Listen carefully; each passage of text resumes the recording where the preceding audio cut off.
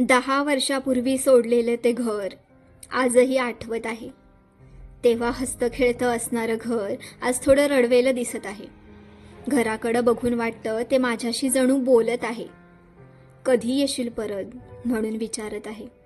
लवकर परत ये, आता जास्त काळ राहू शकत नाही. ऊन वारा पाऊस झेलू शकत नाही. मागच्याच वर्षी पावसानं अर्ध छप्पर उडालंय. भिंतींचीही पोपडी निघालीत. तू निघून गेलास आणि माझं हसूही घेऊन गेलास. पूर्वीसारखी पायरीवर बसणारी माणसं आता दिसेनासी झाली. रात्री उंदीर तेवढे असतात साथीला. सरडे सापही दिवसभरातून फेरफटाका मारून जातात. तेवढाच काय तो आधार. आणखी खूप काही सांगायचं आहे, काही दाखवायचं आहे, काही तू स्वतःच अनुभवशील. तुला आठवतं, पुढच्या अंगणात सणावाराला तू खूप गोंधळ घालायचा. आईचे 4 फटके खाऊन ह्या इथे कोपऱ्यातल्या खाटेवर फुगून बसायचंस. चुलीसमोर बसून आईसोबत गप्पा मारत भाकरी खायचा. आता ना ती चूल राहिलीये ना ती खाट. राहिल्यात त्या फक्त आठवणी तुझ्या माझ्यातल्या.